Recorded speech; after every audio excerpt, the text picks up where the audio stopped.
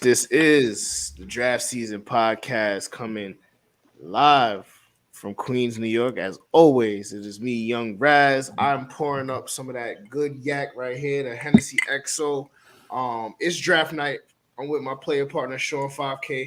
Talk to him. Man, it's a midnight session coming to you guys late night, so we could get you guys this the live reactions NFL draft.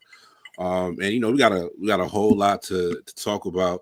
We were saying this beforehand before we did, jump on live, but like just overall, does any other NFL offseason compare to what's going on since the start of the new league season? Like, no way, bro. Like we talk about how the NBA is the king of the offseason, king of the transactions, the king of the rumor mill. And the NFL has just been like, all right, hold my beer and watch this. I mean, Raz, we also said, what was it? That product, man, that Goodell product, man, the NFL is just too potent, bro. Tonight tonight was just a crazy night. We're gonna talk about all the trades. We're gonna get into New York, New York Football Giants, the Fast Planes, the Jets themselves both had great nights. We're gonna get into all of that. We also got friend of the show, family of the show, my nigga Dens, Ezel 45 Dens. What's going on, my guy? What's going on, fellas? Thanks for having me on once again. Man, I mean, how you feeling, man? Before we dive straight in, just what's your feelings on how the draft went tonight? Thoughts on any of the fireworks, thoughts on your personal team. Biggest surprise. What Yeah. caught you off guard? What's the biggest moment? We just get into it off top. I, I love the Jets and the Jaguars draft. That's like my first initial reaction to everything. I'm surprised Linderbaum fell so far. All the way to the Ravens. They draft well once again. Yeah. And the Giants, like I'm not the biggest Thibodeau fan, but they could have done way worse. I love the Evan Neal pick, so we getting strong on both sides of the line. So things are looking up for us so far. I mean, look, I feel like with Giants fans right now, I feel like they're pretty split on what how the draft went. But I don't think you have anything to be worried about. Truthfully, I mean, I think Thibodeau's somebody with the upside, and I think Neal was such a safe pick that I think you got us. I think you got at least 1.5 studs on this draft real quick. I mean, because at worst, Thibodeau's average. You know what I'm Yeah. saying? I think that his floor to me is solid. So I don't think you guys did a bad job at all. I know you wanted the sauce. But the Jets did a thing today, man. We don't get to say that too often. Before we do get into the Jets, like I'll just say on Thibodeau, because first of all, like that kid got charisma for days, just oozing charisma. Kid's a star. You're gonna find himself on some, billboards in Times Square. Not that should really affect, the film and everything, but I know I tweeted this earlier. Dan's like it's been a decade plus. The last edge that the Giants have taken in the edge rusher that the Giants have taken in the first 2 rounds, 2010. My guy Haitian Pierre Paul JPP. It's been a minute since we've gone that route and really fortified. The D line, and I think like just for me at least, and like the get off, that explosiveness, the pass rush, like he has all of the tools to really be special. Like what is it that has you a little skeptical on Kayvon though? I just think like when I watch his pass rush skill set, like I just don't think it's like as refined or I would like out of a top 5 pick. And like he's not as bendy as I like pass rushes to be. And like when I watched him, I didn't think he really had any like pass rush move sets or like counters to his pass rush moves. But if you have a good D line coach, I could see you working with him and it really being a project that you work along. But I thought there was value to be had if you traded back and got like a Karlaftis or a Drake Jackson or one of those guys is where my head was at. But maybe the opportunity to trade back wasn't there, so they just went with who they had was the best player they had on the board. So for you, Raz, like where are you at on this Jets draft before we do get into a couple of the big transactions of the night? I mean, the Jets draft. I mean, The only way it could have went better is if we would have went with homie from Purdue, pass rush wise. But I think with Joe Douglas, he stuck to his board, and he said that he had the three players that we got today, top 8 on his board, right? So if he's right on what he's doing right now, he thinks we got 3 of the top 8 players in the draft with our 3 picks. They went aggressive. We've been stockpiling picks. We were aggressive last year, went up and got Vera Tucker, who was very good for us last year. They went up and they got the pass rusher that we've, haven't had since fucking, I guess you want to say Calvin Pace, but come on, man. Like, that was pedestrian. Like, this is like John Abraham. Yeah, like we're looking like, elementary school, junior high for me. Like, this is like the last time we've had, somebody that I felt good about. We've had the Vernon Golstons, we had the Quentin Copels of the world. Like, I can't do that anymore. So if this is the guy that they believe is the best pro-ready pass rusher, as Rob Salah said, then we got to steal with him at that pick. Sauce, we've off air and just in private, we've been talking about Sauce Gardner, and that's people have him as the top corner, arguably in this draft, right? So a player who hadn't given up a touchdown in all of his time in college, like, that's a ridiculous fucking stat to say.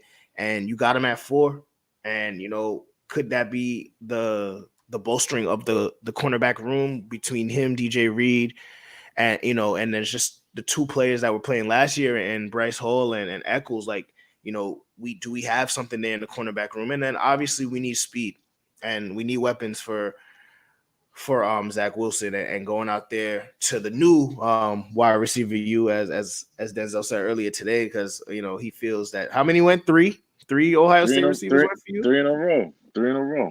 They got to catch Bama first, but yeah, one of them don't count. But I'll let you have it. Like Garrett Wilson, I had him as my wide receiver 2. A lot of people had him as wide receiver 1.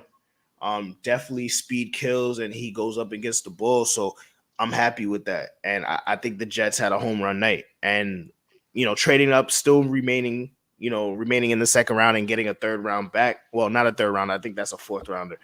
So we're not in the 3rd round, but we traded up in the 1st round for 3. We had 3 first round picks, kept the 2nd, and we got an extra 4th. I can't be mad at that.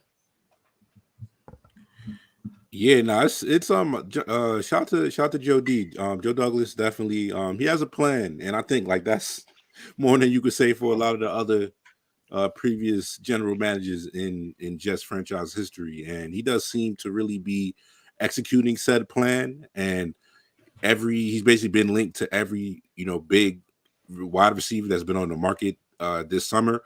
Like, random thought that I did have earlier. You want to, first of all, like, it's just finally nice to see NFL organizations finally putting a premium on the skill position guys, and not only having one weapon, but you need a whole damn stable of weapons and guys that can be used in a myriad of ways that are playmakers and guys that could break a game open.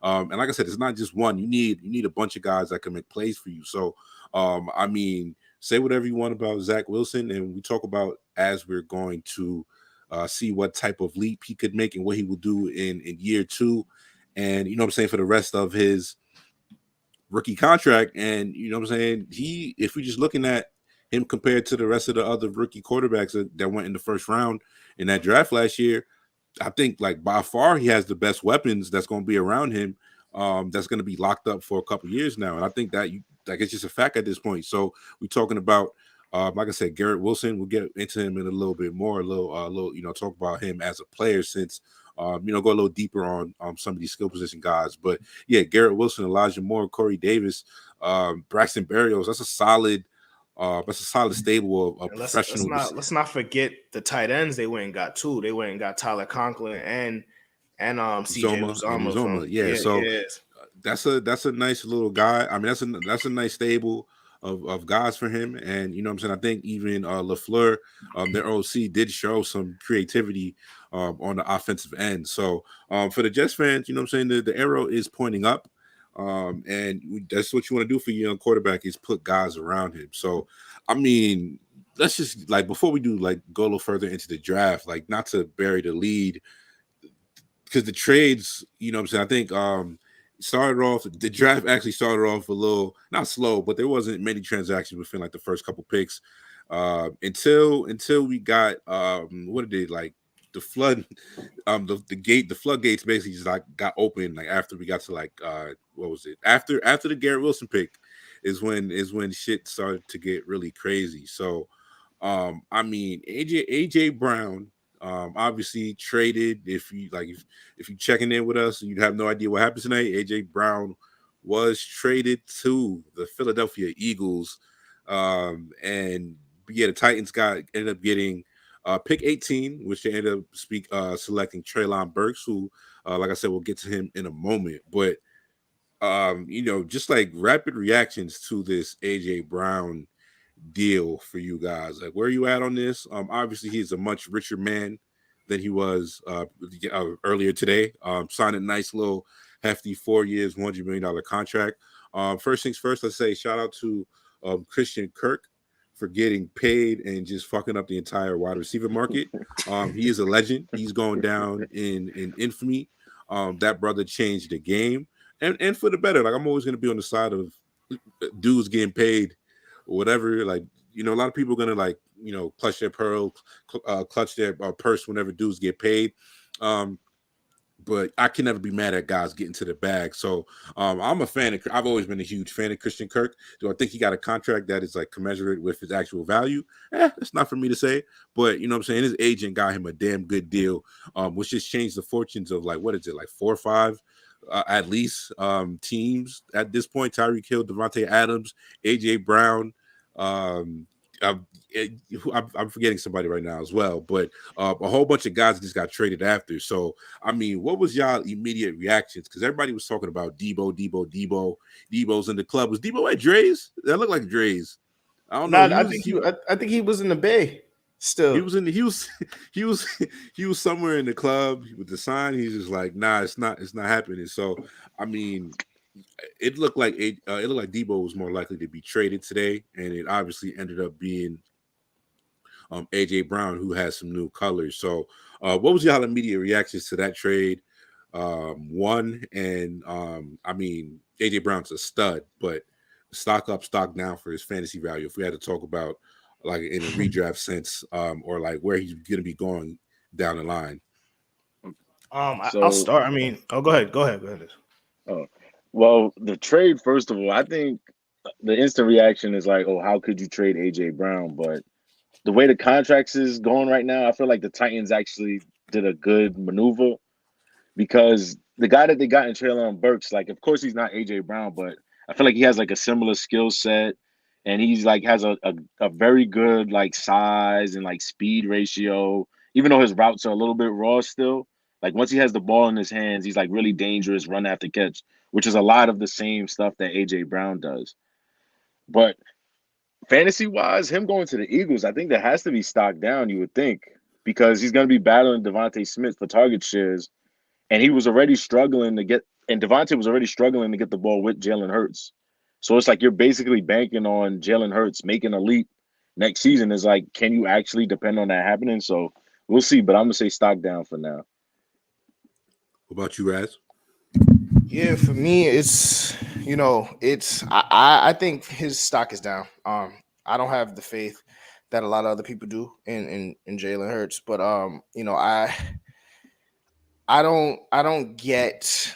I guess in terms of a cost wise, you think you're gonna replace AJ Brown with that same type of physical receiver, but I don't think the two are comparable right now. I guess you're banking on upside with Burks, and it's just I think they could have got more for AJ Brown.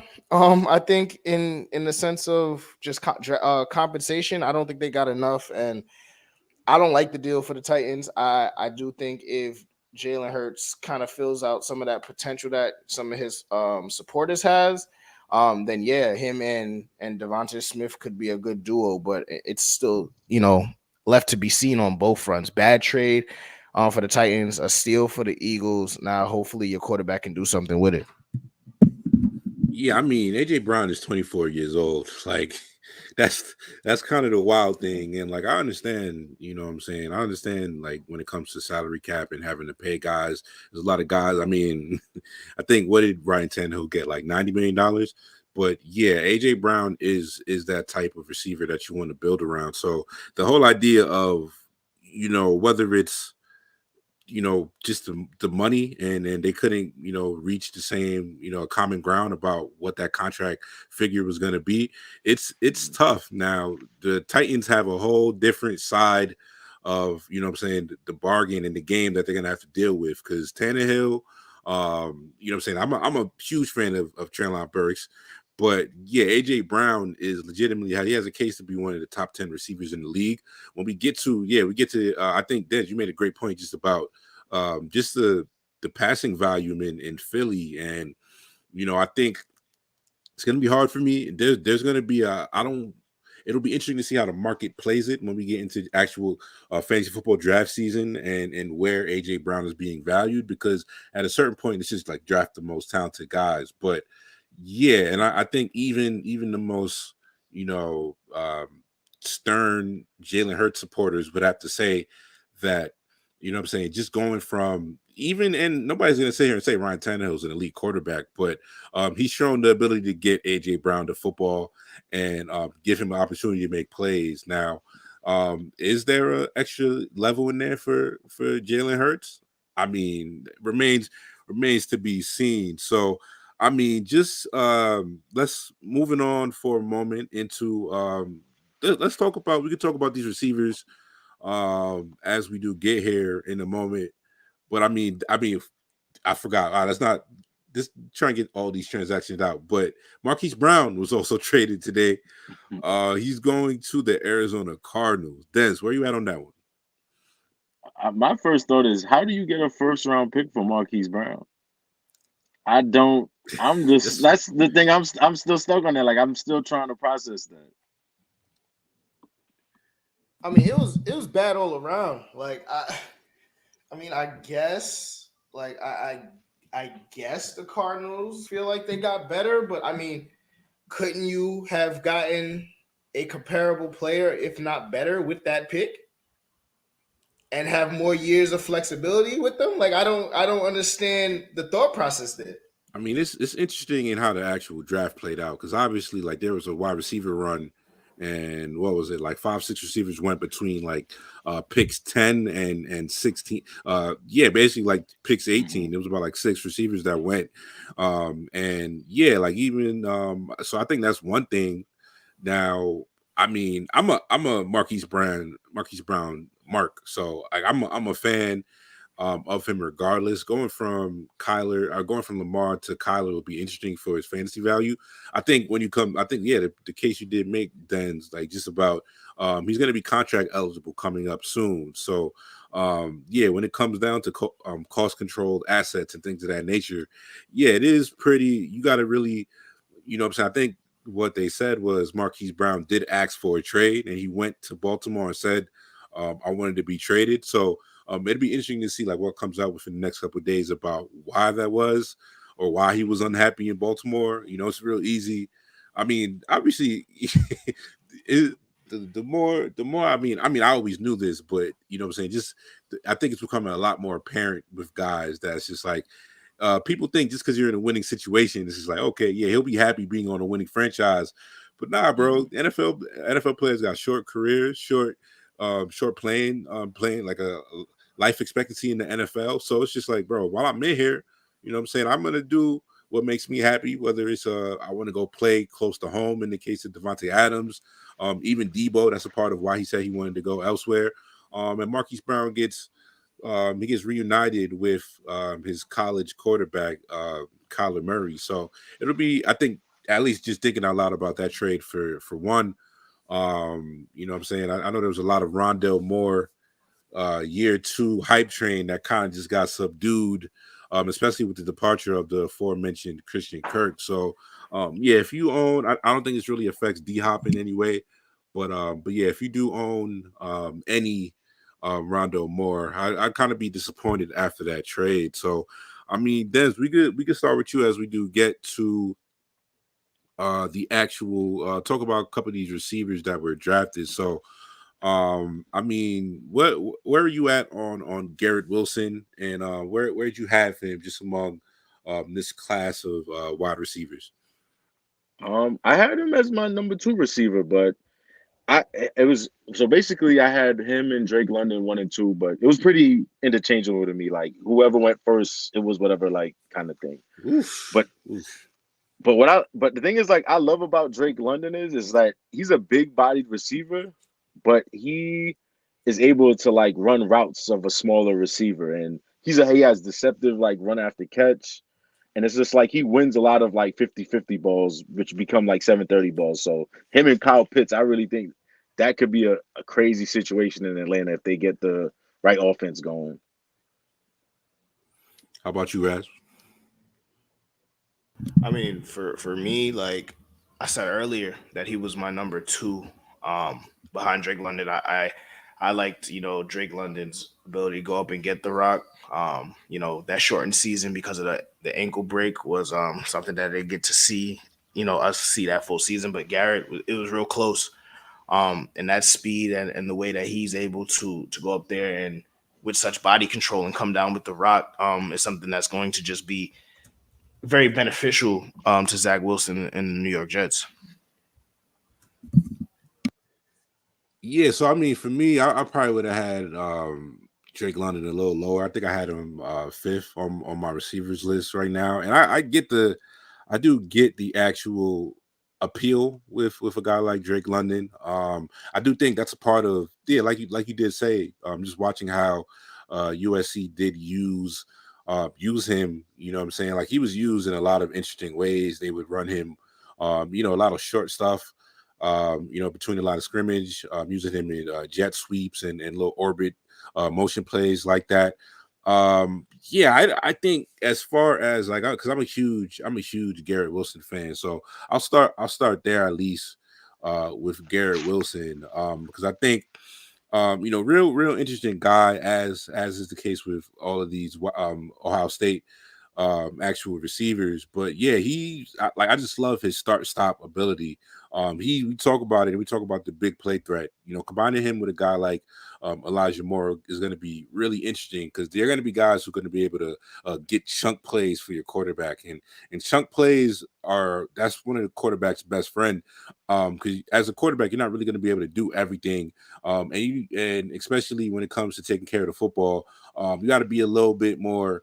You want to make sure you're taking deep shots down the field, but you also want to make sure you're putting your receivers in the right position to make plays and helping you do that while taking care of the football. So Garrett Wilson's run after the catch, I think, is really one of it's one of the most appealing skill sets among these receivers.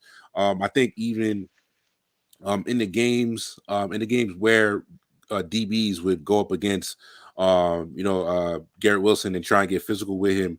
I think he's just so quick, and he's able to he's able to get off the line of scrimmage and use his quickness to where it's really hard to jam him for other DBs. So I think that's another I think that should translate pretty seamlessly for Garrett Wilson. And he also creates separation really effortlessly in just in game speed. And you talk about guys who I don't remember. I'm not sure what his 40 was off the top of my head, or if he ran the 40, but he's one of those guys. There's a couple guys in this class that you don't need the 40 to tell how fast they are. Like guys like Jameson Williams. Like obviously he had the ACL injury, but you don't need a 40 to realize that guy is a blazer on tape. The guy is quick as hell.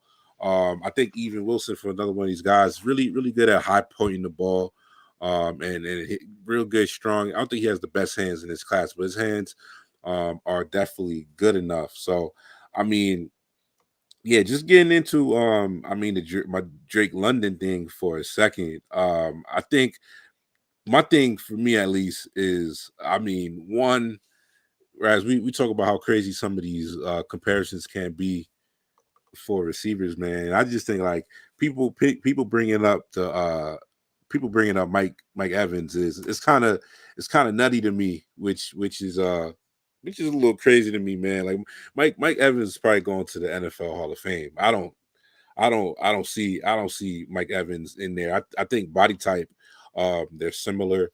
I think just as far as usage, I do think Drake London is going to have to improve as a route runner. I don't think the route running skills are, like I said, he doesn't, a lot of times he's just able, you know what I'm saying, to box guys out. But I think a lot of the better DBs at the next level, it's gonna like I think seeing him beating press coverage, and you know what I'm saying, using those routes to really get open down the field, and he can run as well. But he's not the biggest speedster. So like taking him at 8, I'm a little interested. I think in terms of just fantasy value, it'll be interesting to see how him and Kyle Pitts fit together. What you say really be interesting, because it's like Kyle Pitts is going to scare teams more vertically than Drake London will, which is going to be pretty interesting just to watch how that dynamic plays out. I mean, Marcus Mariota doesn't have the biggest arm, one, but I think I could see, not to throw out a comparison for him, but I think a lot of his value might really come from the red zone, and he's a huge guy. So, which is like, that's the other thing where I was even seeing comps to like DK Metcalf, which is like insane to me. He's not like speed wise, it's just not even like comparable, the two guys. So I think it'll be interesting to see where, because the kid does have talent. So but I mean, so yeah, Chris Olave went 11. So I mean, Raz, where are you at on Olave, and just as a player though, and what he put on film? I mean, Olave is explosive, man. I mean, like that roster out there at Ohio State was, you know, just an embarrassment of riches in terms of, you know, offensive firepower. I like his routes. Um, he's very quick off the line, and that top speed is kind of ridiculous. So I do think, you know, that he's a great receiver. Now, do I think that's what necessarily the Saints needed to do with that pick? Debatable, right? I mean, they do need to pair somebody next to can't guard Mike, you know, that guy, the Blackwell Swelker. But I think I do think they could have gotten a wideout a bit later in the draft and addressed another need there. So I don't know how much I like the pick for the Saints, but Olave as a player, I love him. How about you, Dance? Yeah, like he's, to me, like when I watch him, he's the smoothest receiver I saw. He had the best hands. He's a deep Okay, love threat. that. He could track the ball. His route running is amazing. Like I think that's a great fit. Just, see him and Mike, and Jameis has weapons now with him, Kamara. So the Saints offense should be able to do a couple things next year, especially since the O line is supposed to be pretty good as well. So we'll see what they do. Yeah, Olave is probably the most NFL ready wide receiver out of all these guys in the class. I don't want to make it seem like, because he has a really high floor, and I think sometimes, like even just thinking back to some of the I mean, just the dialogue that was around Justin Jefferson before he came out, and I think he was just so swift, Justin Jefferson, that is, as a receiver, that I think a lot of people try to cap his upside, just because he wasn't the most, what I'm saying, explosive guy, as a receiver, which I'm saying, that was crazy, obviously. Oh, he can only play in the slot, this and that. He's not the biggest receiver, which obviously looked dumb, in retrospect. Obviously it was dumb at the time, but looks really stupid in retrospect. But yeah, man, Olave is really fun. He what was it, like a 4.340 speed to burn, quick, real quick, in and out of his breaks. I want to say they did use him. He has a speed to really take the top off of defenses, which really will make him, what I'm saying, he could be a big play threat and really be used in not only what I'm saying, in routes, shorter routes to the line of scrimmage, but he can also be a vertical threat that really takes the lid off the defense.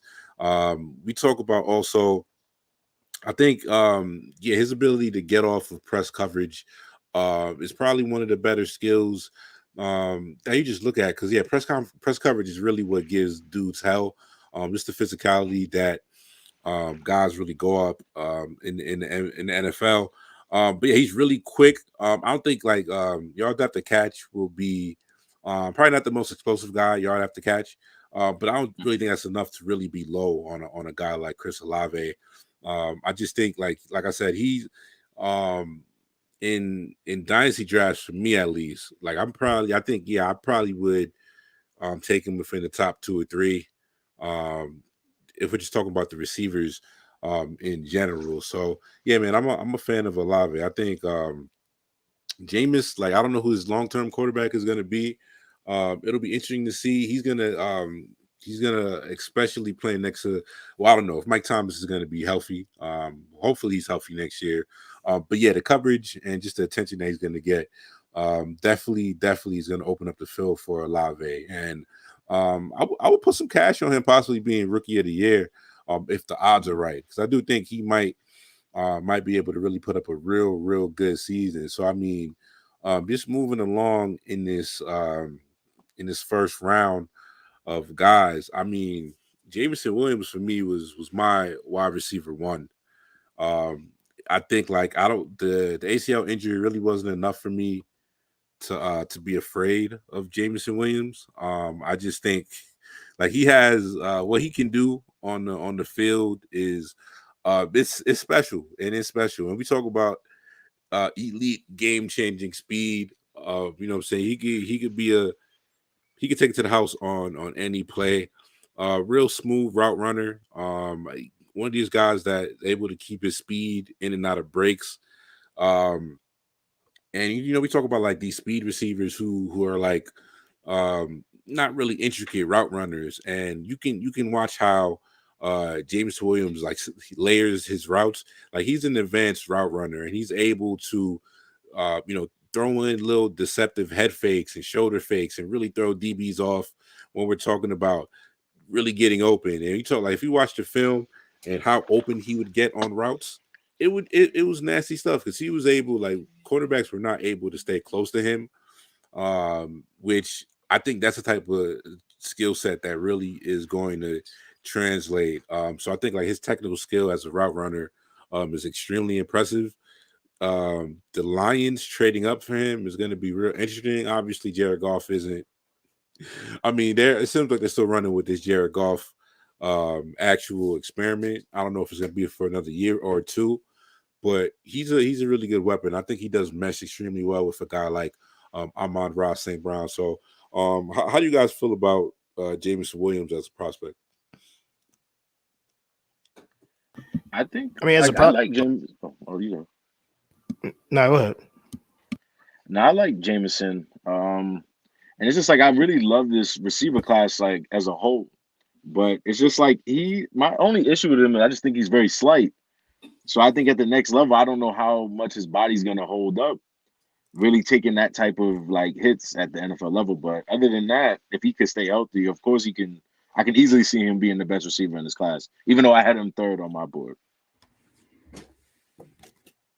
Yeah, I mean, I agree with you guys. I do like him. I don't have I didn't have him as high as you guys did, but I do like speed. I do like his ability. I don't know if the Lions was the place for him to go, but he's talented, and I think once he heals up, he'll be able to prove a lot of us wrong. But where you had him on your board in the receivers?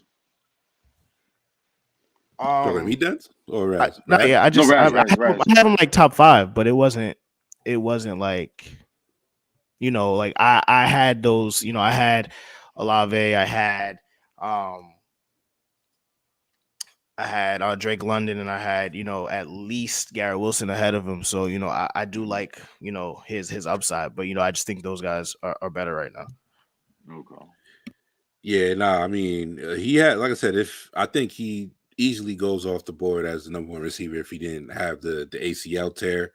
and the injury. But yeah, I think he just like I said, just the ability. It's a rare blend of speed and explosiveness. Definitely the most explosive guy in this class. And I think, like I said, I think for me at least, the intricacy in his route running is really what I think is going to really.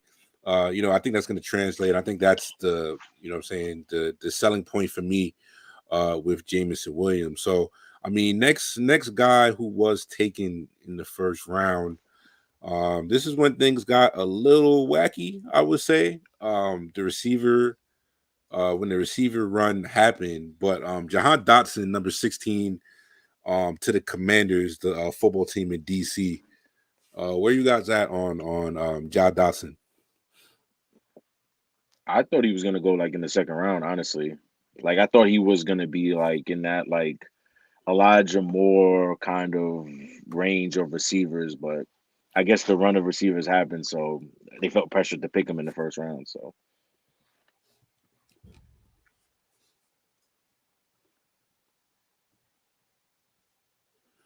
Raz Raz drop. is All gonna right, go. I guess Raz got the horrible Wi-Fi tonight. But nah, yeah, I think, like I said, I think Jahan Dotson was honestly one of my favorite prospects in this class. I did see a lot of I think a lot of people would have said that as far as having the second round grade on Dotson. But I do think he was a first round receiver for sure. Because I think with Dotson, there's a lot of what I'm saying, attractive skill sets that he has. Obviously, I think guys, I think dudes will, I think at this point in the NFL, and we've seen so many shorter, shorter bodied and just shorter receivers have success and become one of the best receivers in the league, to where it's just like you talk about the Drake London, and I think that's that's a part of the appeal and the package of why he ended up going top 10. I know we talked about it last year. We talked about it this year. There's a couple guys. I know Olave is like a little. He's not slight, but there's not a lot of like the big bodied X receivers that are around a lot. It's guys who are. It's a different skill set that you really do need to.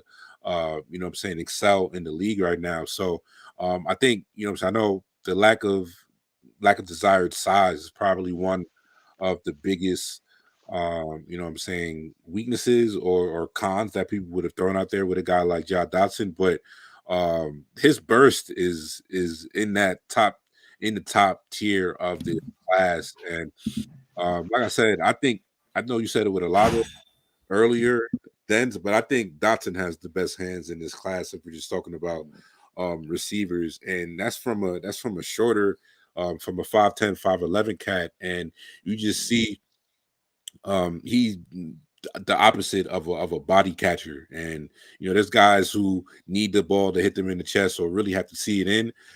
He's aggressive with the way he goes and attacks the ball, whether it's when it's in the air or even when the ball's coming back to him. So I think for a shorter guy, that's a really damn good trait to possess. And I think like his run after the catch ability, there's just plays on tape. If you go watch Jahan Dotson, he's just literally just running away from guys, what I'm saying, taking away pursuit angles and just hitting guys to the corner. He's gonna come in there. Go ahead. I remember the game against Ohio State. He embarrassed Sean Wade for the entire game. Like, if you go back and watch that game, it was absolutely ridiculous. And I think they said something like he dropped like maybe 2 or 3 passes his whole college career. Like, so now his hands is for real, is the real deal for sure. Yeah, I Yeah, like I mean, said, it's yeah. Go ahead, Raz. Go ahead. no, yeah, I was gonna say like, first of all, ESPN with the trauma porn when it came to him. Shout out to Malk in the chat. Sean Wade is ass. They hit the trauma porn with him. Burned his hands off, second degree Was that tonight? burn. So yeah, that was They I wasn't. I was wasn't running watching that. I wasn't watching the ESPN feed, but I'm Probably, not surprised. it's probably for the best. Yeah, but Yeah. nah. what was you watching it on? If we can I had the NFL Network on. It's less trauma porn Okay. on NFL Network. Not yet. So you're back to everything you guys are saying. Like, he was someone that I thought would be available. I guess optimistically in the second round, right? I thought that somebody would in that early second round would be able to get a steal with him, depending on how the draft board went. But I think his ability he proved it against elite talent this year.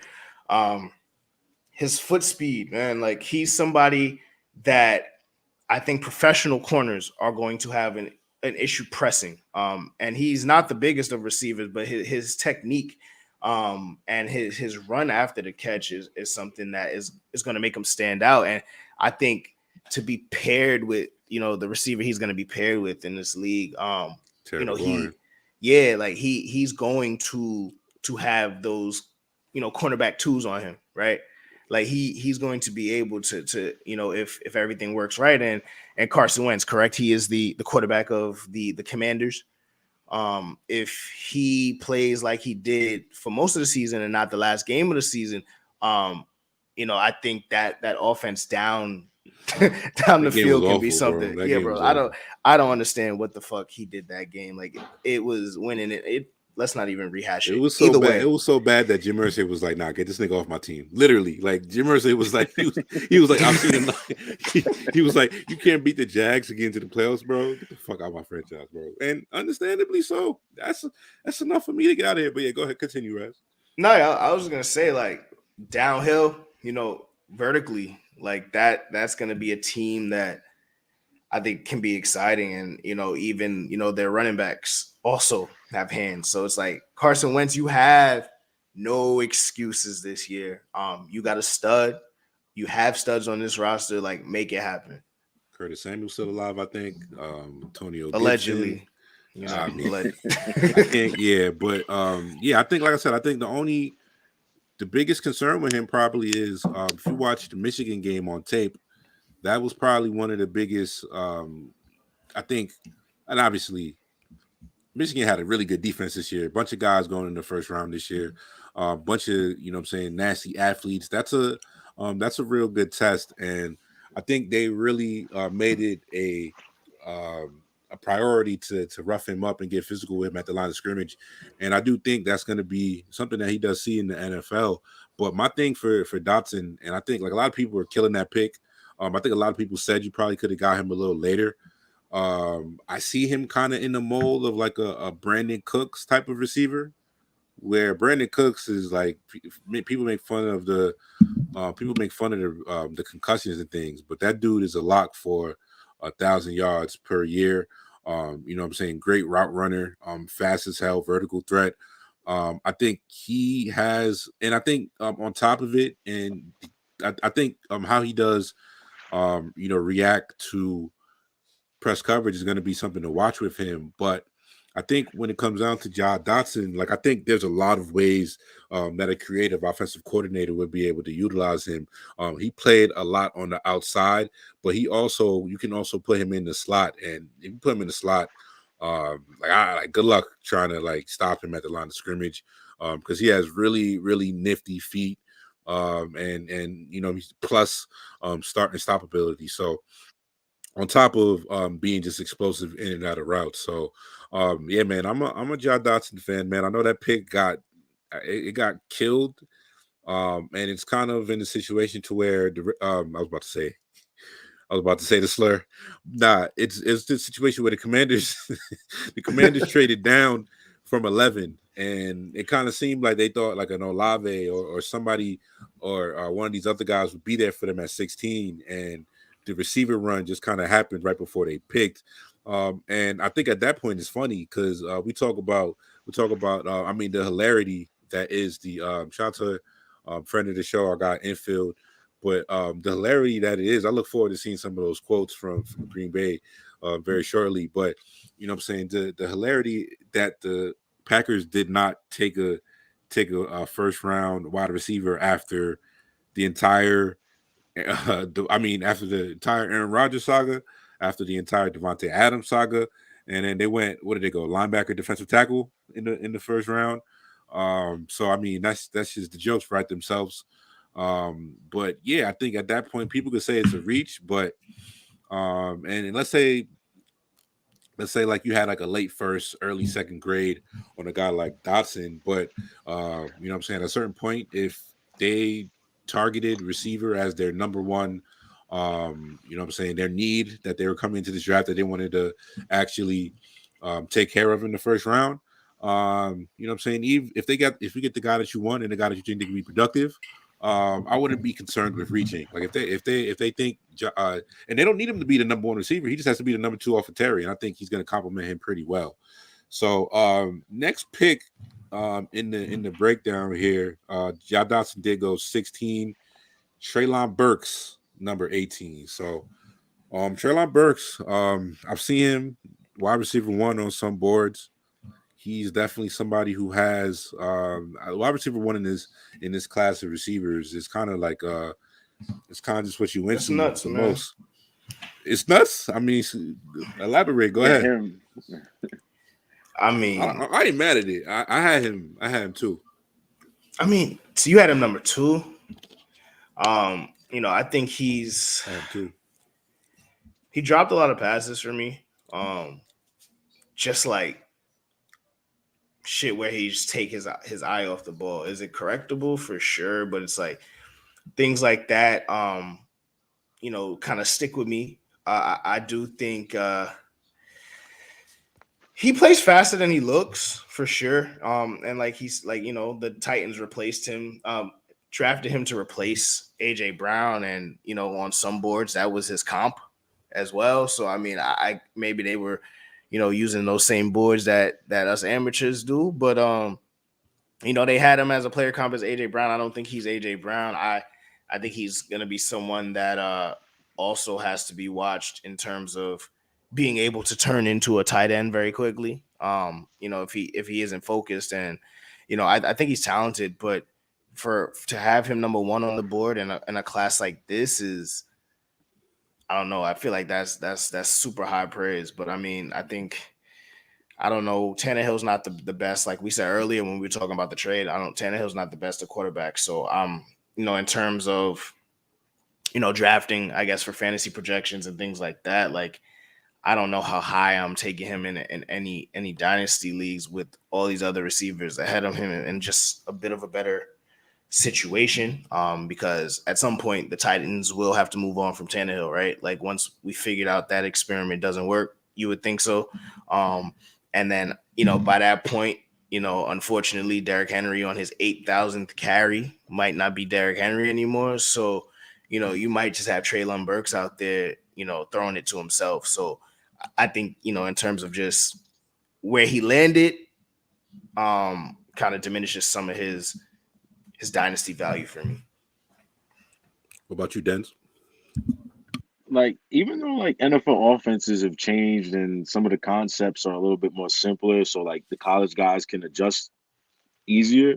I just think he's way too raw to have him 1 or 2 on your board, even though the size and speed is like the combination of what he has and the tools of just being a playmaker is amazing. But I don't see it as 1 or 2. I have him like maybe like in the 5 or 6 range of the receivers in this class.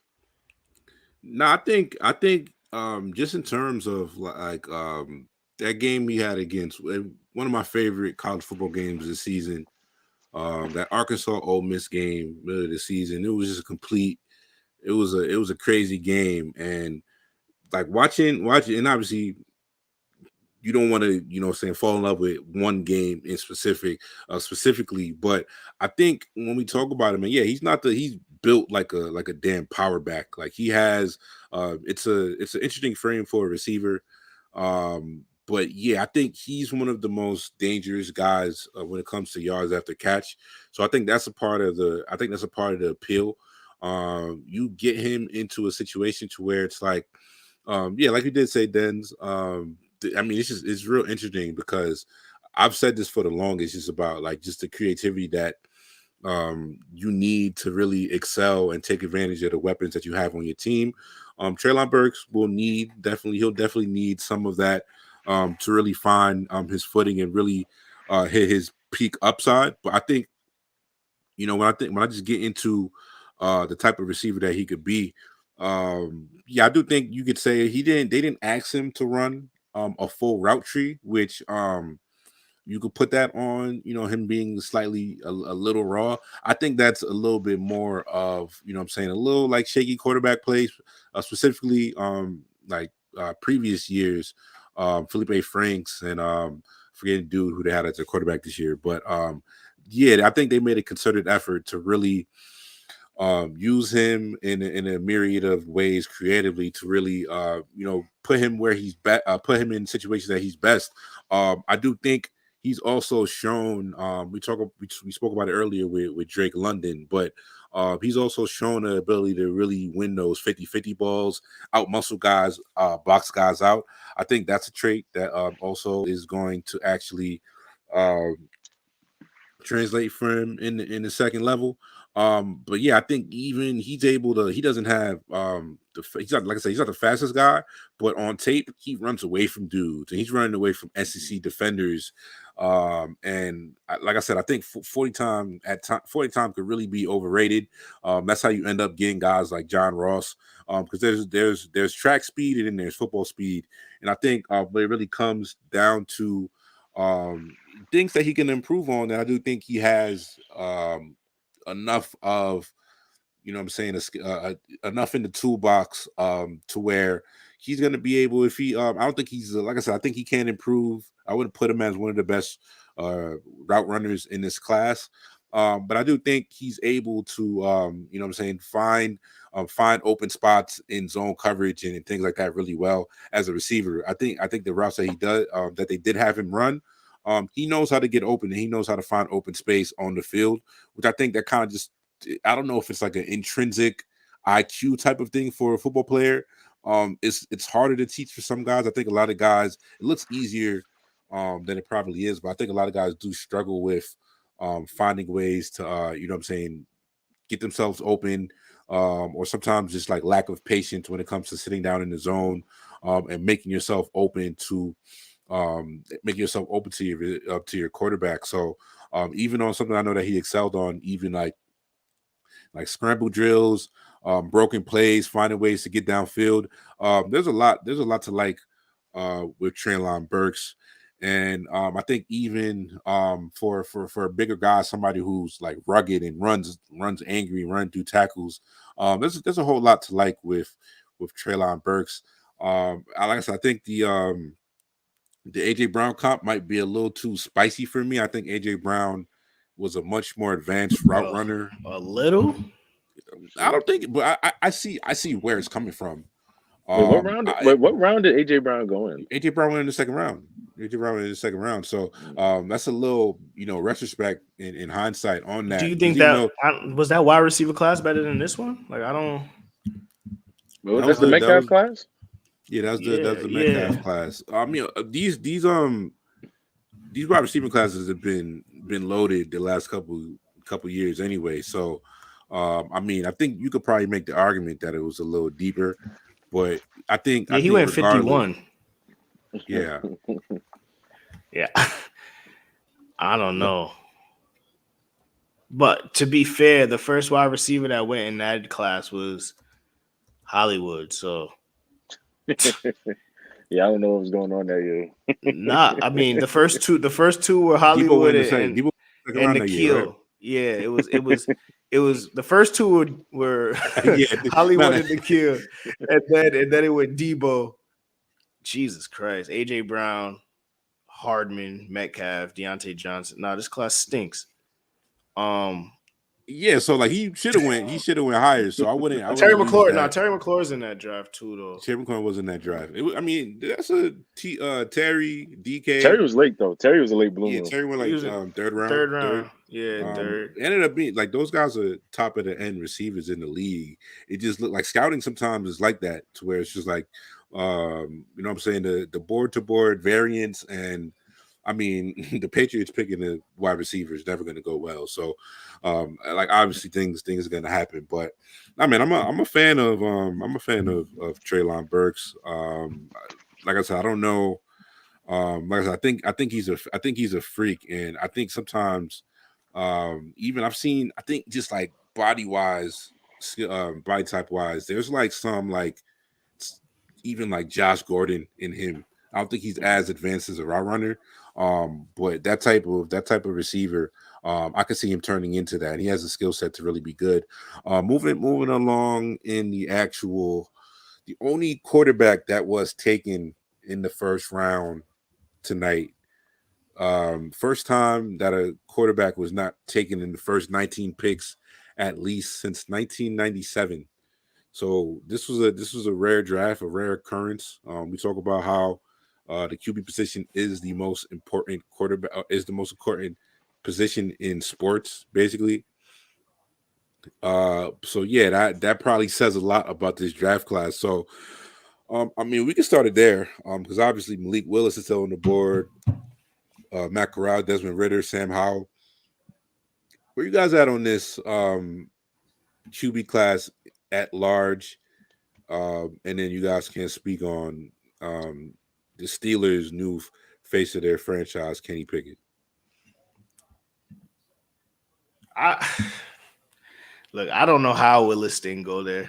If we're gonna be honest, and I don't hate to pit the two against each other, but that's how this is gonna go for the rest of time. But they made issues about his hand size. He wears the gloves because he has little hands. But I mean, he produced in college. He played, in Pittsburgh, so same building. So it's something that he's used to. He produced in college. That's what I said. Year. Oh, I mean, his last year. I mean, but the other 3 years were like very suspect. I think he topped, like, this is off the top of my head, I think he topped like 13 touchdowns once in his first 25 to 30 starts as a quarterback. So he produced his final year. I think that's a big difference, especially when we talk about somebody who's already like 23, 24. I'm gonna let you go, Raz. Not to cut you off. I know people compare him to. I know people compare him to like Joe Burrow, and I'm like,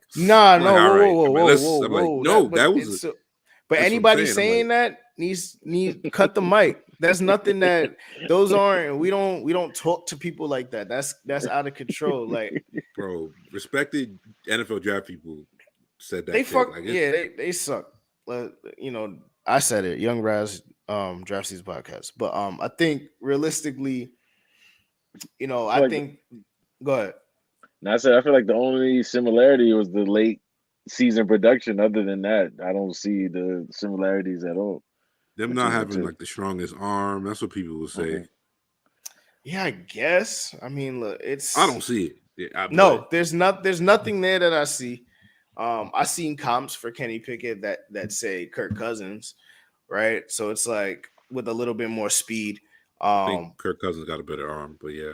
Yeah, but okay. So if you're sitting there saying that you think Kirk Cousins has a better arm, and we know how everybody feels about Kirk Cousins. That's 8-8. Well, 8-9 or whatever it is at this point. Fucked it up. But it's you're gonna be pretty even, right? So if you're saying that his ceiling is Kirk Cousins, is that the quarterback you use a first round pick on? No, I think his ceiling's higher than Kirk's though. You think so? Well, I mean, Kirk Cousins isn't a bad quarterback. That's the funny thing, because the Kirk he's not a bad quarterback, but you took him in fourth. You took him in the fourth. The Kirk Cousins line in the sand of just like the demarcation of NFL quarterbacks, to where it's just like Kirk Cousins is an above average quarterback. There's a reason why. What's Kirk Cousins' career earnings at right now? It's the reason why it's over $200 million. We know he's a legend at the bank. Like, he runs off on the bag more than any quarterback we've seen. But it's like, come on, like he is he the Mendoza line? No, Mendoza line. He's not the Mendoza line. The Mendoza line is like Mendoza line. It might be Baker Mayfield. That's Mendoza line. like that's. He might be like that's too like even like I'm all for Kirk Cousins slander, but Kirk Cousins is above average. Like Mendoza line is hitting like 180 or something. Like that's a little too disrespectful for Kirk. But Sean, you'd rather have Kenny Pickett or Daniel Jones?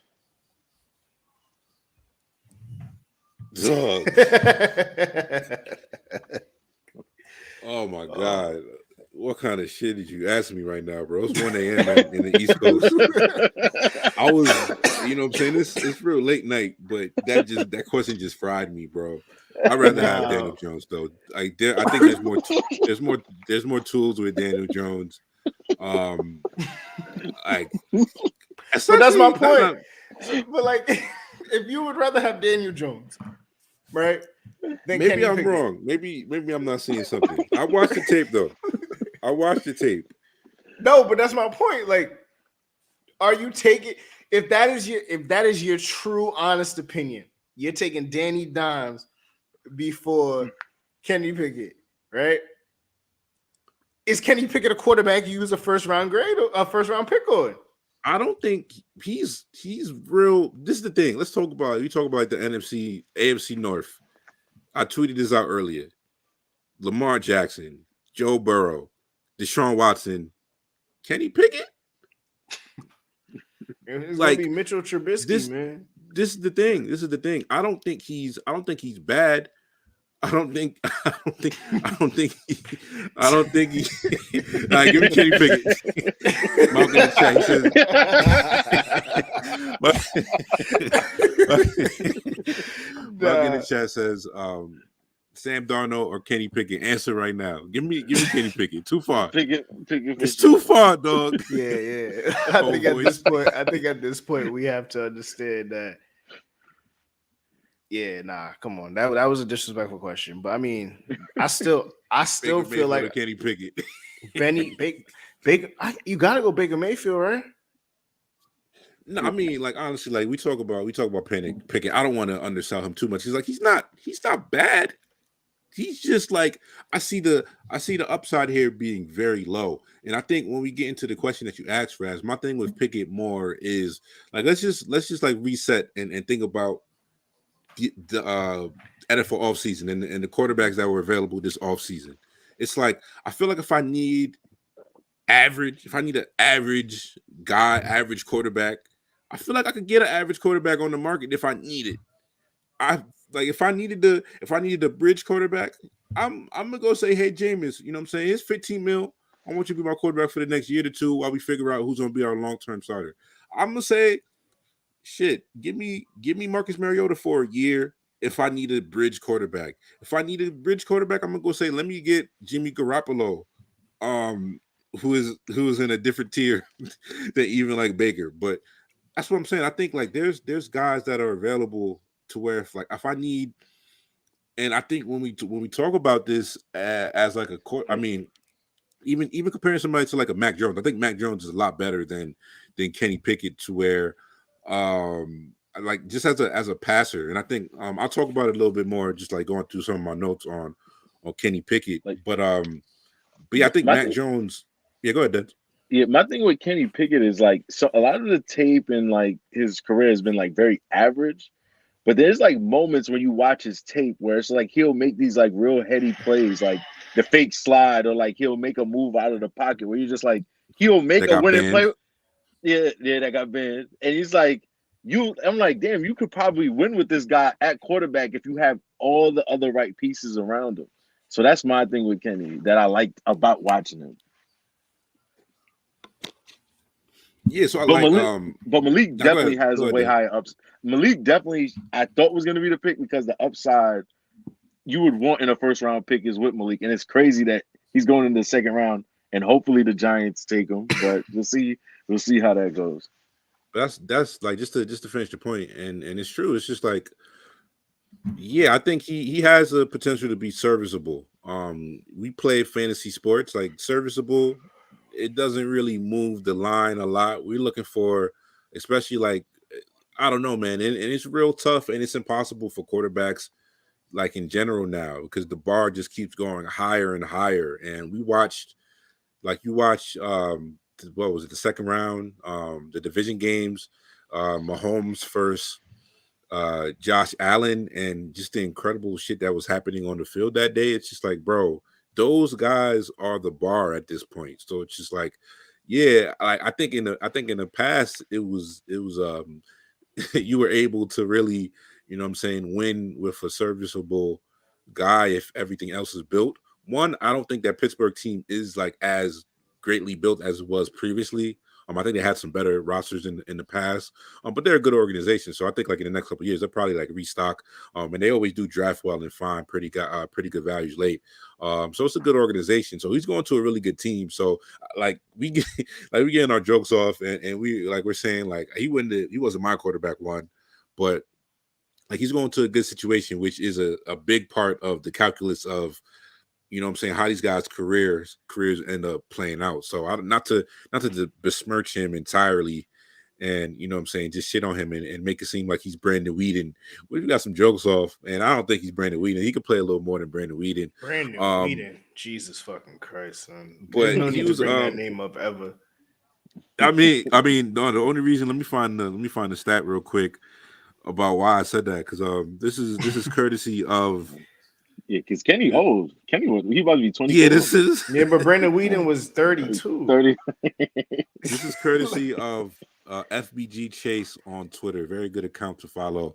He said there are only 2 quarterbacks who have been drafted in the first round since 1967 who are older than Kenny Pickett: Brandon Weeden and Jim Druckenmiller. I'd never heard of. I don't even know who the fuck that is. But yeah, Kenny Pickett will be 24 years old in 6 weeks. That's what I'm saying, man. Yeah. But yeah, I think just to go a little further on Kenny Pickett, because I think he's solid. He's solid. Like he's like, there's like a Teddy Bridgewater type upside in there, which if that's what you're looking for, sure. I think for me at least, like the things to where, like I wanted to, like I said, I didn't fucking make up the Joe Burrow shit. People were saying he could be this year's Joe Burrow, or there's comparisons to a late breakout type of guy. So I'm like, all right, cool. Like, and I was, this is not hindsight. Like I banged the Joe Burrow drum about him being the best quarterback to come out. Like people tell me like, oh, Trevor Lawrence is a generational quarterback prospect. I'm like, nah, he not fucking with Joe Burrow. Like that's just like how that was my read. That was my analysis on the 2 guys. So I'm like, all right, shit, let me see what's going on with Kenny Pickett. And yeah, I think he does a lot of good things. Like I did say earlier, just about the foot. I mean, not having the strongest arm. Yeah, I don't think he doesn't have the strongest arm. There's ways to really get past that, I would say. Joe Burrow doesn't have the strongest arm, but yeah, his deep ball accuracy is like real pinpoint. So I think like Pickett, I don't think he's the most consistent deep ball passer. I think a lot of times when he does try to drive the ball deep, they could end up a little noodle armed. My other thing, just in terms of I think his mobility, I think he can run. But I don't really see him as I don't love his ability to really make plays outside of the pocket and like really like make throws on the run. So I do see him more as like a stationary pocket passer type of guy, which is not a problem, but we just talk about upside here again. And I think like the other thing too, and then going back to the Joe Burrow thing one last time, you know, we talk about like the differences between like we talk about like just you watch any college tape, you watch any college offense, and the amount of like RPOs and pre-snap motion that happens on the field is insane. Like it's like I mean, even like Malik Willis is probably like Malik Willis, Matt Corral, those guys are not like it applies there as well. Just about like maybe like 60-70%, maybe like even 80% of plays that have some type of pre-snap motion. And I think, you know what I'm saying, people just in general is the thought I had, people use that against these quarterbacks, but like I think a lot of like there's way more college elements of offense that are coming into the NFL now. So it's just like a lot of those college style offenses are becoming they're seeing things, they're becoming things that NFL teams are starting to run and you know what I'm saying, staples in pro style offenses now that are being run at the NFL level. So I do think that's just one thing I think needs to be adjusted as we do actually analyze these quarterbacks. And my last point on Pickett is just like for his type of skill set and like the importance of it is like I wanted to be impressed with like the reads he was making. So it's just like if he's this advanced pro style ready quarterback, I want to go in and I want to see him going through, like, you know what I'm saying, toggling through all of his reads. And I think that will, for me at least, that's where like I was just like, okay, he's not there yet. And we're talking about a guy who turns 24 soon. And I think like for the plays that he was making, he did look real comfortable in that actual offense. And the lost COVID season, the extra year of eligibility, did him really good. And he made the best of that opportunity. But I think that's just him going through his progressions. I wasn't as impressed of that nature or that part of his game. So the kid has talent, but it looks probably more of like an upside that could be like a, you know what I'm saying, a league average quarterback, which has its value, and that could end up him making a lot of money in his career. But in that division, in the AFC, is that going to win in the AFC? Justin Herbert, fucking Russell Wilson. Who knows who's about to end up in the AFC next? So I mean, and who knows? Like, there's even like younger quarterbacks like a Zach Wilson who could take a star turn, and has a considerable amount, way more amount of upside than the Kenny Pickett. I hope so. It's possible. Man, that wideout he has is filthy, by the way. Who? Addison. Yeah. No, yeah, he's filthy. When I was watching that film, by the way. I mean, look, with the Steelers, Tomlin, at worst, they'll be 500, right? So if he keeps finding a way to do it, right? Even with the corpse of Ben Roethlisberger. So you assume, right? Like if Pickett is better than Big Ben was these last 2 seasons, this is a playoff team, right? So it could work for the Steelers in terms of everything else they build around the kids. So it's it's not the worst pick, but to Denzel's point, like I thought they were going with Willis and kind of going more with the more mobile quarterback. Pickett's not a statue, so I guess they. No, he's not a statue. He's not a statue. That's what I'm saying. They kind of get a little bit of that too. So I mean, they have weapons. So let's see what they do. I mean, they do have to address line as well.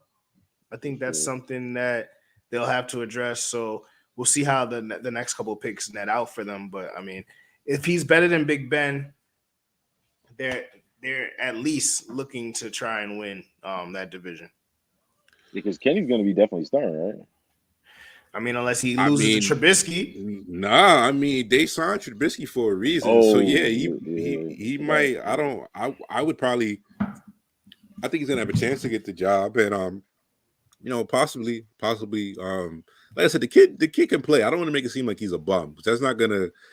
That won't age well. So that's not this conversation we're doing here. It's just more about the upside for Kenny Pickett here. But I don't know. They seem to be. They seem to make a target of Mitchell Trubisky. There are other quarterbacks on the market this year. I mean, this whatever it is, spring, whatever, winter, whatever. But yeah, and they made it a target to go ahead and get Mitchell Trubisky in their quarterback room. So I don't know. I think what I'm saying, Mitchell Trubisky might have theoretically he has if everything hit on Mitchell Trubisky and he ended up being overnight ended up being a good quarterback, like it's a higher upside than or a considerable or comparable upside, I'll say, to a guy like Kenny Pickett. But so yeah, Kenny Pickett was the last skill guy to be drafted. The rest of the first round was all defense or line. So we could wrap it up. I mean, just here. So out of the guys who haven't been selected yet, like who are your favorite guys that we're expecting to get drafted on day 2, that you guys are really interested to see where their landing spot ends up on a day 2 and could really hit the ground running and get some early dynasty, early even like redraft viability upcoming in fantasy drafts? I'll start with Breece Hall. I think this league all of the running backs. Yeah, basically all of the running backs. I mean, he's good in space, and he's definitely a solid pass blocker.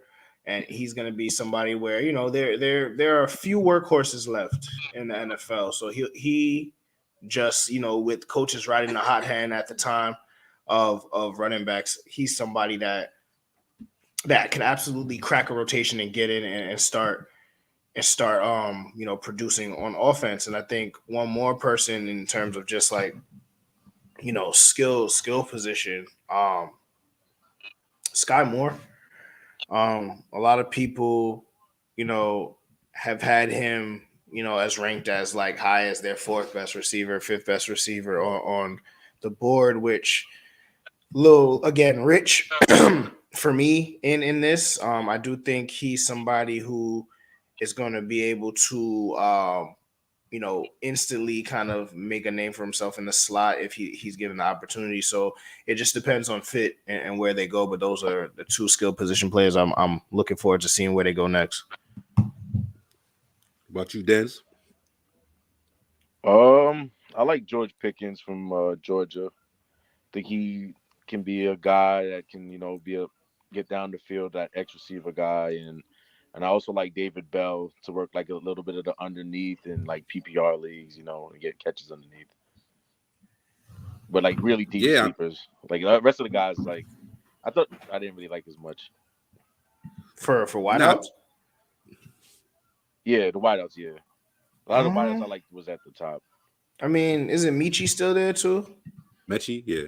Yeah, Mechie, yeah. He still probably be there too. So I mean, I think he's somebody who can be a complimentary receiver, and then obviously, we can talk about Kenneth Walker, just a complete running back, and just hoping to see him land at a good place where he can get the ball in his hands early. Yeah, for me, I think like I said, Pickens is gonna be real interesting to see where he goes in this class. Because I think like theoretically what he's able to show on tape, and I think the wide receiver one in this class in the future, like let's say we come back in and revisit this post draft episode in like let's say like a couple years down the line or whenever, like just in the future, let's say everybody hits their upside and everybody becomes the best of themselves, which obviously doesn't happen because the NFL draft is a projection game, and you're gonna get like everybody's not gonna end up having an incredible career. Somebody's gonna bust among these crops. It's just hard to tell who. NFL teams don't be knowing, so shit. How the hell would we know?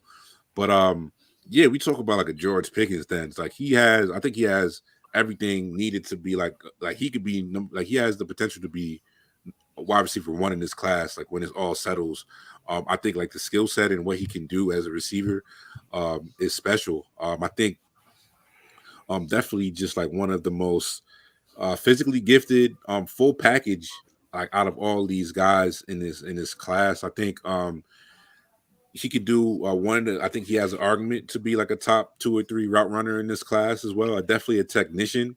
He has deep speed. What was it? The college football game, playoff game against what was it? The Bama game they played. He had like a deep ball where he showed off some of the speed in that game, and it was just like the speed that he has there is incredible for a guy that's such a good route runner. So I think especially I think out of all these guys, maybe Sands, possibly like a Drake London, I think he has a ability to be like really one of the best receivers, like in the middle of the field. So I think he's going to make a lot of he might make his bread and butter really picking up like tough first downs in real big moments. QB's best friend type of vibe. Real good in the red zone. You know what I'm saying? Like I said, advanced route runner, real fluid, always in control. And I think like we'll see how the speed ends up, but he looks on tape like a fourth. I'm not sure. I'd have to look a little further with like 40 time or whatever, but he can run. Like he's probably like a 4.4 guy. That's what he looks like on film. So like I know there's like concerns with him, possibly like character issues, maturity issues with him. So that could always come down to it. But yeah, man, I think he also has like great ball tracking skills, goes up and gets it. And even like making like little like subtle adjustments to his routes while he's running. He also does that real effectively. So I'm a George Pickens fan. If I needed a receiver, if I was the Packers who just like I said, they did not take a receiver in the first round. But if it was possible for me to get into the top of the second round and go get him, he's somebody who I would trade up and go get because the upside is there. You know what I'm saying? Real good guy, high upside, somebody who's going to be interesting to see how his career plays out. So yeah, man, I think that's gonna wrap us up for day one. I mean, Raz, Dens, anything else we ain't touch upon? Just like who like had the obviously I think a lot of people saying like Jags, Giants, Jets, best drafts out there. Anybody else who you guys think had like a really good draft or any good picks on the non-fantasy side of it that stood out to you guys? I know Dens, you don't only do the you know what I'm saying, the fantasy scouting. So you in the trenches, you watching both sides. So like what other picks stood out to you in this first round? I got the bad pick. The worst pick was the Trevor Penning pick. Is a player I would never understand how he's a first not round even Bill Belichick's pick because I don't know who he is. Sean McVay said when they drafted it, they caught him on live. They caught him live. They was recording, and he was like, "Wow." And there he goes. And silly for us, we did all this homework. We thought we could get him at 110. And he went. And he went.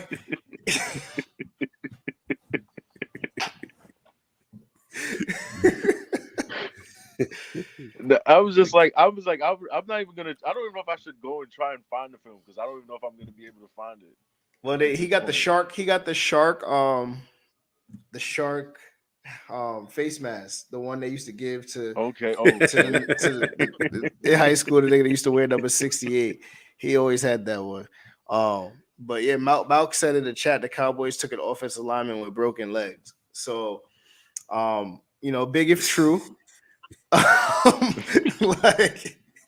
Like I mean, now going back to the Pats pick because yeah, I was watching on NFL Network.